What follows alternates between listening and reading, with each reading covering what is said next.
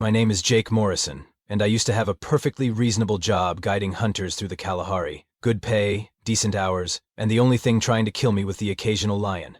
Then, first contact happened, and suddenly everyone wanted Earth to join the Galactic Wildlife Preservation Society. Apparently, we were this charming little backwater world with a quaint indigenous fauna that needed protecting. So here I am 3 years later, standing in the blazing African sun wearing a khaki uniform that says Earth Wildlife Preservation Guide in 17 different alien languages, waiting for my latest group of galactic tourists to finish throwing up from the shuttle landing. The first one to recover is Professor Glim, a Zentorian who looks like someone crossed a praying mantis with a university lecturer.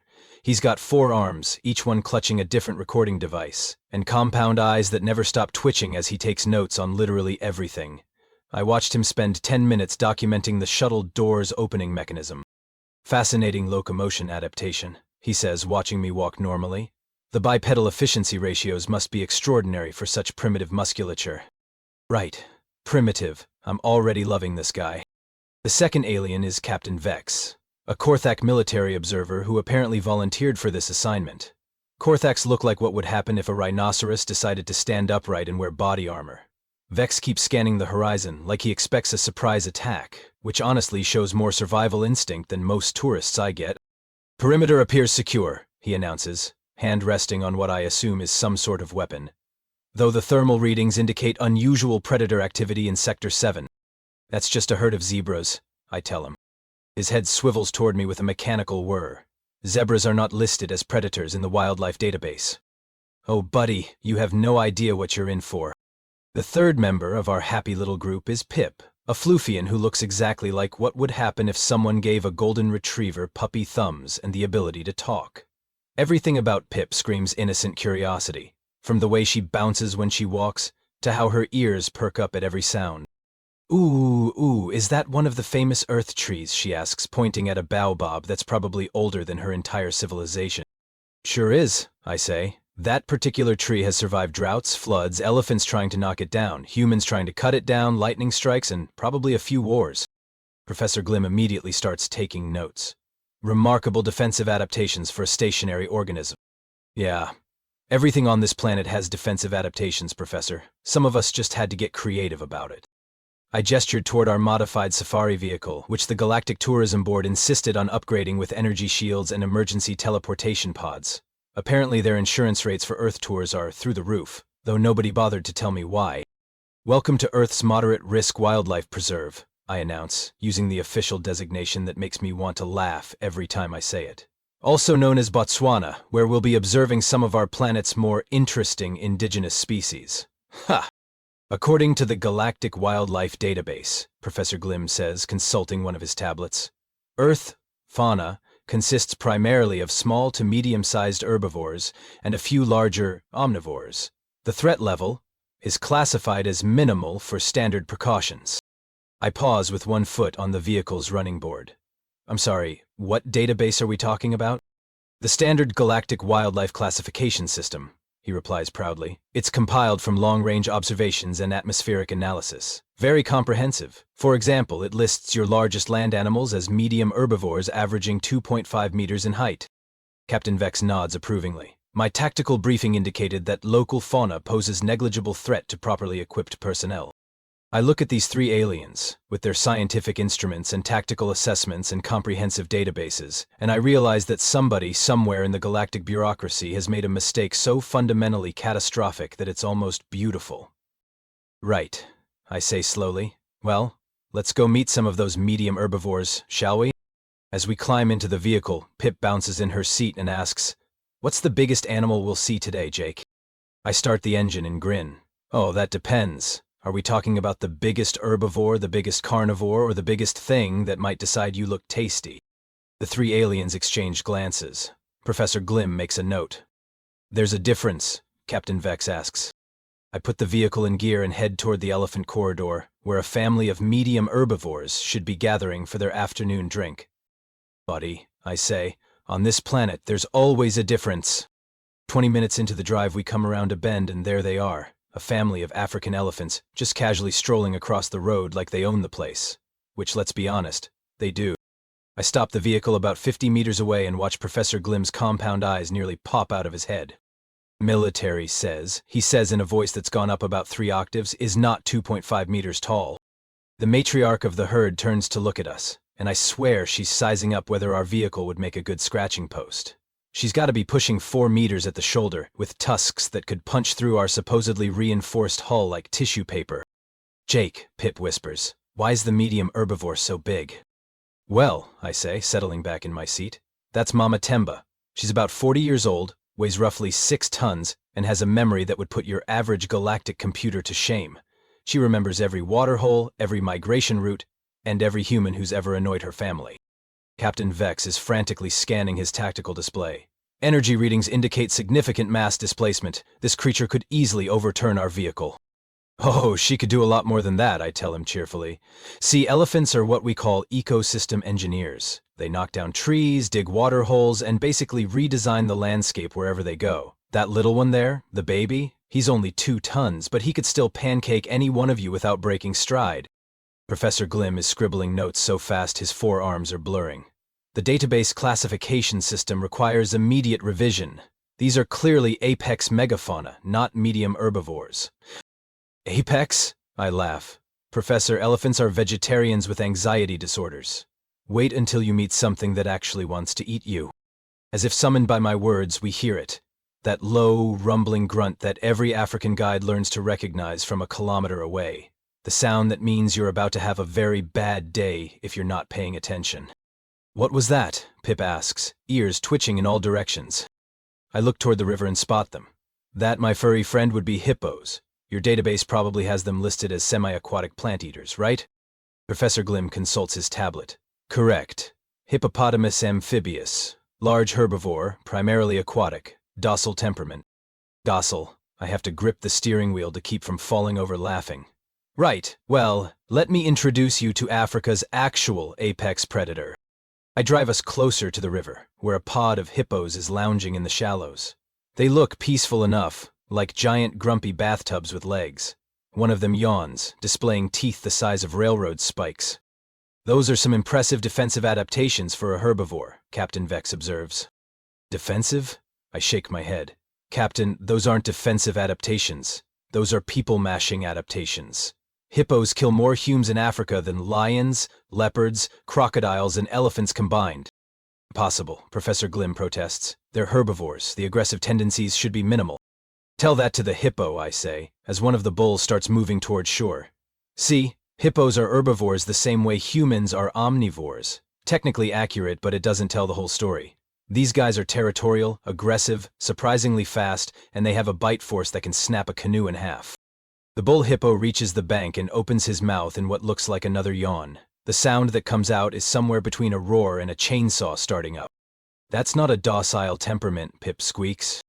"No kidding. Hippos spend their days in the water because their skin is sensitive to sunlight, but they come on land to feed at night, and if you're between a hippo and his water, congratulations, you're now in a fight with a 4,000-pound rage machine that can run 30 kilometers per hour. Captain Vex's hand is definitely on his weapon now. 30 kilometers per hour? That exceeds the running speed of most sapient species. "Yeah, funny thing about that," I say, watching Professor Glim frantically updating his notes. "Most of Earth's supposedly harmless herbivores can outrun your average galactic citizen. Elephants, hippos, rhinos, buffalo, even zebras can hit 40 kilometers per hour when they're motivated." "Zebras?" Pip asks, "but they look so pretty with their stripes." "Pretty and deadly aren't mutually exclusive here," I explain. "Zebras can kick hard enough to break a lion's jaw. They have to, because everything on this continent wants to eat them. Speaking of which," I point across the river, where a crocodile has surfaced near the hippos. The croc is easily 4 meters long, with armor plating that would make Captain Vex jealous, and jaws designed by evolution's most sadistic engineer. "Let me guess," I say to Professor Glim. "Medium-sized aquatic reptile opportunistic feeder?" He checks his tablet with shaking hands. "Small to medium reptile, primarily fish-based diet." "Uh-huh. Well, that small to medium reptile just ate a wildebeest yesterday. Whole thing, in one bite." I watch the crocodile glide through the water like a living torpedo. Crocodiles are basically unchanged from the time of the dinosaurs because they achieved perfection about 200 million years ago. They're ambush predators with the strongest bite force of any animal on the planet. How strong? Captain Vex asks, though I'm not sure he wants to know. About 16,000 pounds per square inch. For comparison, your average Korthak battle armor can withstand maybe 3,000. There's a long silence, broken only by Professor Glim's frantic note-taking and the distant grunting of hippos. Jake, Pip says in a very small voice, are all Earth animals like this? I look at these three aliens, sitting in their high-tech vehicle with their energy shields and emergency teleportation pods, staring at what their database calls harmless herbivores and small reptiles, and I realize we haven't even gotten to the good stuff yet. Well, I say, starting the engine, let's go find out. We've been driving for another hour when I spot it, a small, dark shape moving through the tall grass about 30 meters away. My blood pressure immediately spikes, and I start slowing the vehicle down. Oh no, I mutter under my breath. Professor Glim perks up, all four arms reaching for his recording equipment. Excellent! Another specimen for observation. He squints through his optical enhancer. According to my readings, this appears to be one of the small scavengers mentioned in the database. He pulls up his tablet and reads aloud. Mellivora capensis, small carnivorous scavenger, approximately 14 kilograms, minimal threat assessment. Primarily feeds on insects and small rodents. Jake, Pitt says excitedly, it's so cute and fluffy. Can we get closer? I'm already putting the vehicle in reverse. No, nope, absolutely not. Everyone needs to stay very, very quiet, and we're going to back away slowly. Captain Vex looks at me like I've lost my mind. It's a small scavenger. My tactical assessment indicates negligible threat from a 14-kilogram mammal. I say, still backing up, is not a small scavenger. That is a honey badger. And honey badgers are basically what happens when evolution decides to concentrate all of Earth's aggression into a 30-pound package and then remove the safety protocols. The honey badger stops and looks directly at our vehicle. Even from this distance, I can see that look. That flat, emotionless stare that says, I wonder if I can take all four of you at once. The database indicates docile scavenging behavior, Professor Glim insists. The database, I say through gritted teeth, was clearly written by someone who has never met a honey badger. These things have been known to break into beehives while being stung by hundreds of bees, fight off entire packs of hyenas, and chase leopards out of trees. There are documented cases of honey badgers taking on lions and winning. Impossible, Captain Vex scoffs. A 14-kilogram mammal cannot pose a threat to apex predators. As if the honey badger heard him, it starts moving toward us. Not running, just that confident, rolling gait that says, I have nowhere to be except wherever you are. It's coming this way, Pip whispers. Maybe it wants to be friends. Pip, honey badgers don't want to be friends. They want to test whether you're tougher than a cobra, a beehive, or a porcupine. And they're really optimistic about the results. Professor Glim is frantically taking readings. Fascinating. The creature shows no fear response, despite our obviously superior size and technological advantage. That's because honey badgers don't have fear responses, I explain, still reversing. They have aggressive responses, and more aggressive responses. Their skin is so tough that bee stings, porcupine quills, and snake fangs barely penetrate. They're immune to most venoms, and their hide is so loose they can literally twist around inside it to bite something that's biting them. The honey badger suddenly veers off toward a nearby tree where a group of hyenas is resting in the shade. What happens next would be hilarious if it wasn't so terrifying. The honey badger walks straight up to the pack of hyenas like it owns the place. The hyenas, each one 3 times its size with jaws that can crush bone, take one look at this approaching ball of attitude and immediately scatter. Did that small scavenger just chase off 6 apex predators? Captain Vex asks weakly. Apex predators, I correct him. But yes, it just ran off 6 animals that could kill any one of us without breaking a sweat. That's a Tuesday for a honey badger. But we're not done yet. The honey badger, apparently unsatisfied with terrorizing the hyenas, spots a beehive about 4 meters up the tree. Without hesitation, it starts climbing. It's going for the hive, Pip observes. But won't the bees sting it? Oh, they will, I say. Watch and learn. The honey badger reaches the hive and immediately starts tearing into it with its claws. Within seconds, the air is black with angry bees. The honey badger is getting stung hundreds of times, and it could not care less. It's just methodically destroying the hive and eating the honey, while bees bounce off its hide like raindrops. Professor Glim's compound eyes are twitching so fast they're practically vibrating. This contradicts every behavioral model for small mammals. The pain tolerance alone should be impossible. Honey badgers don't really do pain, I explain. They do angry, and they do hungrier. That's about it. I once watched one get bitten by a puff adder, one of Africa's most venomous snakes. The honey badger killed the snake, ate it, took a nap to sleep off the venom, then woke up and went looking for more snakes. Captain Vex is staring at his threat assessment display. My readings indicate this creature could theoretically engage multiple opponents simultaneously and maintain combat effectiveness. Theoretically, nothing. There's footage of honey badgers taking on entire termite mounds, which means fighting thousands of soldier termites with jaws like bolt cutters, just to get to the larvae inside. The honey badger finishes with the beehive and climbs back down the tree. It's covered in bee stings, dripping with honey, and looks absolutely pleased with itself. Then it notices us again and starts walking in our direction. "Jake," Pip says in a very small voice, "why is it coming back?" "Because," I say, putting the vehicle in full reverse, "we're the most interesting thing it's seen all day, and honey badgers are curious. Aggressively curious." The honey badger breaks into a trot. "Drive faster," Captain Vex suggests, his hand now openly on his weapon. "Already am," I reply, but the honey badger is gaining ground. Fun fact about honey badgers: they're faster than they look, they never give up, and they have the problem-solving intelligence of a very angry toddler with opposable thumbs. Professor Glim looks up from his frantic note-taking. "Surely we can outrun a small mammal." The honey badger suddenly veers toward a fallen log, scrambles over it, and cuts off our retreat angle. It's now directly in front of us, sitting calmly in the middle of the path like it's waiting for something. "It just flanked us," Captain Vex says in disbelief. "A 14-kilogram scavenger just executed a tactical maneuver." "Welcome to Earth," I say grimly, "where even the small scavengers have military training." I managed to navigate around the honey badger by driving through a patch of thorn bushes that would shred most vehicles.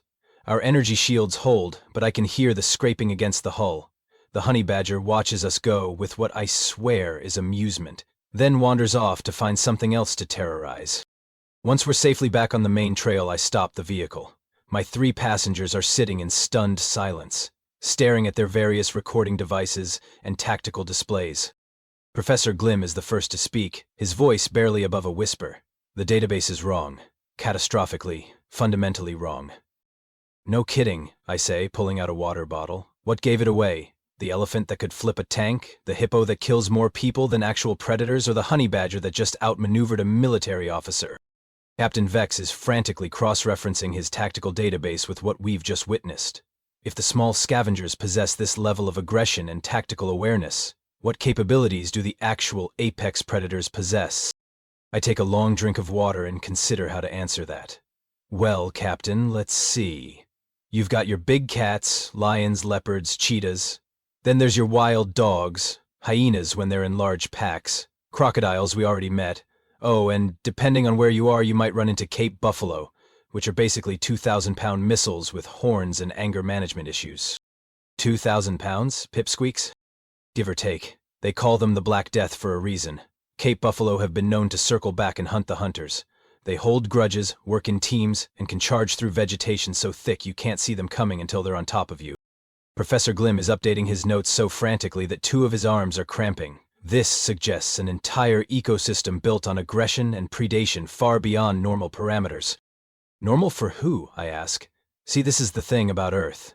Everything here evolved in constant warfare. Not just predator versus prey, but prey versus environment, predator versus bigger predator, and everybody versus the weather, diseases, parasites, and natural disasters. I gestured toward the landscape around us. "This place looks peaceful, right? Well, in the last 1,000,000 years, this area has survived ice ages, volcanic eruptions, asteroid impacts, climate shifts that would wipe out most civilizations, and about 50 different waves of mass extinction. The stuff that's left isn't just tough. It's the descendants of billions of years of survivors." Captain Vex looks up from his display. "That would explain the disproportionate aggression levels. These creatures exist in a constant state of evolutionary warfare." "Bingo. And humans?" I grin. "Humans are the ones that won." There's a long pause while that sinks in. "Jake," Pitt says hesitantly, "if honey badgers are small scavengers, and elephants are medium herbivores, what does that make humans?" I'm about to answer when my radio crackles to life. It's Marcus, another guide working the northern sector. Jake, you copy? We've got a situation up here. Tourist group got a little too close to a bull elephant and he's not happy about it. Could use some backup. I grabbed the radio. On our way, Marcus. How close did they get? Close enough that Big Mike decided to demonstrate why we have the 50-meter rule. Big Mike? Professor Glim asks. 6-ton bull elephant with a documented history of property damage, I explained, starting the vehicle. Last year he flipped a tour bus because someone honked at him. He flipped a bus? Captain Vex's weapon hand is twitching again. Oh, yeah! Like it was a toy! That's when we realized the Galactic Tourism Board's insurance policies might be a little inadequate. As we drive toward the northern sector, Professor Glim is muttering to himself while recalculating threat assessments. If the database classifications are this inaccurate, the entire galactic approach to Earth wildlife management requires complete overhaul. Professor, I say, let me ask you something. What did your people think when humans first applied to join the Galactic Federation? Standard peaceful exploration species, he replies absently. Technological development consistent with typical spacefaring civilizations. Cultural exchange potential rated as high. Aha! And what did they think about our military capabilities? Captain Vex looks up from his displays. Basic defensive capabilities, standard planetary security forces, nothing exceptional. I start laughing. I can't help it. Guys, humans didn't develop space travel because we're peaceful explorers. We developed it because we got bored of conquering our own planet. Do you know what we did for entertainment before we had movies and sports? What? Pip asks. We fought each other for thousands of years. We turned warfare into an art form, then into a science, then into the foundation of our entire technological development. Half our greatest innovations came from trying to find better ways to kill each other. Professor Glim stops updating his notes. That's not in our cultural assessment files. I bet it's not. Let me guess, your first contact team met with our diplomats and scientists, right? The people specifically chosen to make us look peaceful and reasonable. Well, yes, Captain Vex admits. Right. They probably didn't mention that humans are persistence predators. We evolved to chase things until they died of exhaustion. We can run longer, farther, and with more determination than almost anything else on this planet. And when we couldn't outrun something, we made tools. And when tools weren't enough, we made better tools. And when those weren't enough, we made tools specifically designed to make other tools obsolete. The radio crackles again. Jake, where are you? Big Mike just charged the backup vehicle. 2 minutes out, I reply, then turn back to my passengers. Here's the thing about Earth and about humans. We're not the biggest or the fastest or the strongest, but we're the most stubborn, the most adaptable, and the most creative problem solvers. And we learned all of that from spending millions of years trying not to get eaten by everything else you've met today. In the distance, we can see the dust cloud from Big Mike's rampage and hear the trumpeting of a very angry elephant. So, when you ask what that makes humans, I continue, the answer's simple. We're the thing that everything else on this planet learned to be afraid of. We arrive at Marcus's location to find Big Mike standing next to an overturned tour vehicle, looking extremely pleased with himself. The tourists are safe in a backup vehicle, but they're clearly shaken. Marcus waves us over. Thanks for the backup, he says. Mike here decided to give everyone a lesson in personal space. I look at the overturned vehicle, then at Big Mike, who's now casually stripping bark from a nearby tree like nothing happened. Anyone hurt? Just their pride and their insurance premiums, Marcus replies. But it got me thinking about something you said last week. What's that? About how humans are the only species that actively seeks out dangerous animals for fun.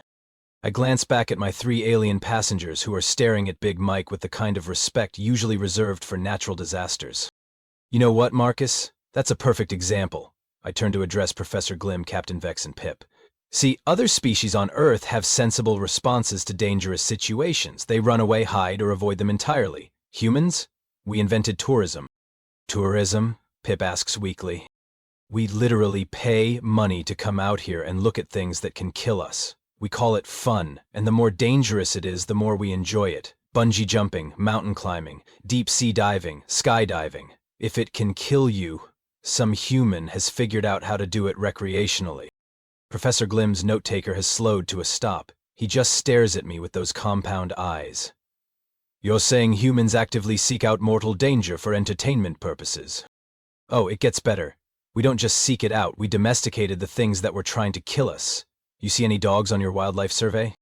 Small canine companions, Captain Vex reads from his database. Domesticated subspecies, minimal threat level. Right. Well, dogs used to be wolves. Pack hunters with bite forces strong enough to crush bones and pack coordination that could take down prey 10 times their size. So, what did humans do when faced with these apex predators? We made friends with them. Now, they sleep on our beds and play fetch. I gesture toward a nearby acacia tree where a bird is perched. See that little guy? That's a honey guide. For thousands of years, it's had a partnership with humans. The bird leads us to beehives, we break them open and share the honey. Humans are literally the only species that figured out how to negotiate with wildlife. That's impossible, Professor Glim protests. Interspecies cooperation requires advanced cognitive development. Tell that to the Maasai, I say. They've been working with honey guides since before your people invented space travel. But here's the really fun part. You know what humans did when we ran out of challenging animals on our own planet? The 3 aliens shake their heads. We started looking for them on other planets. The entire reason I have this job is because humans heard there was dangerous wildlife in the galaxy and thought, hey, that sounds like a vacation destination. Captain Vex is running calculations on his tactical display. The implications for human military doctrine are staggering. A species that evolved through constant conflict, developed persistence hunting strategies, mastered tool creation, and domesticated apex predators. And we're just getting started, I tell him. You want to know the real secret to human success? We don't just adapt to our environment. We change the environment to suit us. Can't handle the cold? We make fire. Can't reach the fruit? We make ladders. Can't kill the mammoth? We make spears. Can't cross the ocean? We make boats. The tool-making adaptation is noted in our files, Professor Glim says. Tool-making? I laugh.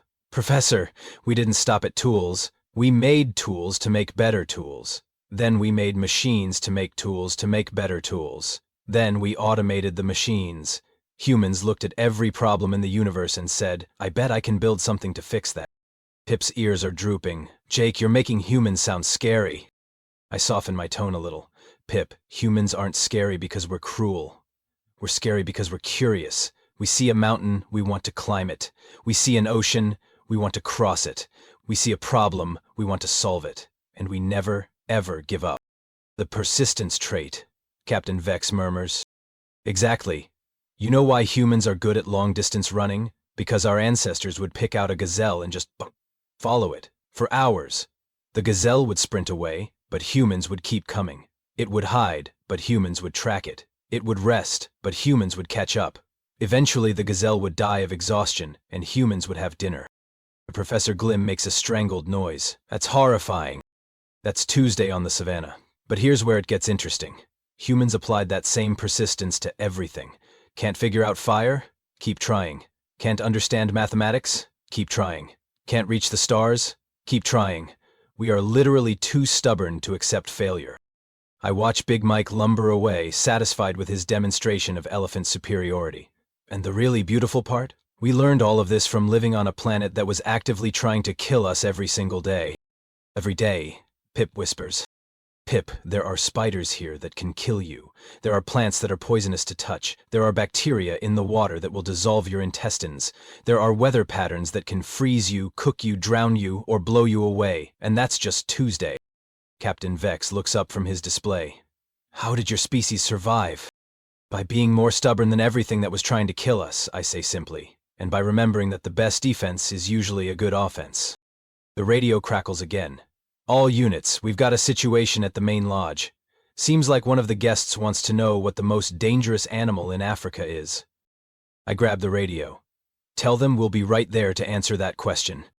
As we head back toward the lodge, Professor Glim asks quietly, Jake, what is the most dangerous animal in Africa? I glance at him in the rearview mirror and smile. Oh, that's easy, Professor. But I think it's better if I show you. Back at the lodge, we find the guest who asked the question. It's a Zentorian diplomat, similar species to Professor Glim, who's been taking notes on primitive Earth customs all week. He's surrounded by a group of other tourists, all waiting for the answer to his question. Ah, Guide Morrison, the diplomat says as we approach. Perhaps you can settle this debate. My colleagues and I have been discussing the local fauna and we're curious. What would you say is the most dangerous animal in Africa? I look around at the gathered crowd of aliens, representatives from a dozen different species, All of them more technologically advanced than humans, all of them convinced they understand this little backwater planet. Well, I say, walking over to the lodge's main window. That's a really good question. The window looks out over a small watering hole where several species are gathering for the evening drink. There are zebras, gazelles, a few warthogs, and in the distance a small herd of elephants. You could make a case for any number of animals, I continue. Lions, with their pack hunting and those claws, hippos, with their territorial aggression and bone-crushing bite, Cape buffalo, with their tendency to hold grudges and work in coordinated attacks, crocodiles, with their ambush tactics and prehistoric efficiency. I pause and point toward the elephants.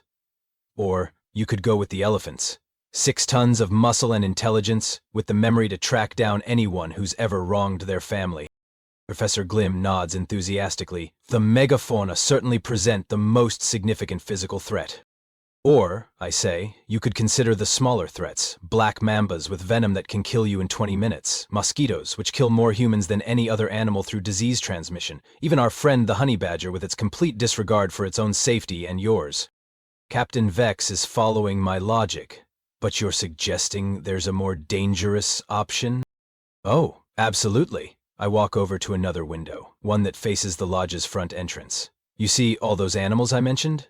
They're dangerous because they're fighting for survival. They kill to eat, or to defend territory, or to protect their young. It's nothing personal. I tap on the glass, pointing toward the entrance where 2 human guides are chatting with the security team.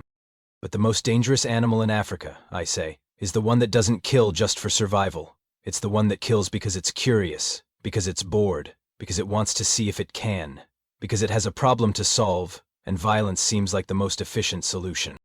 The gathered aliens follow my gaze to the humans outside. The most dangerous animal in Africa, I continue, is the one that looked at every other dangerous animal on the continent and said, I bet I can take that.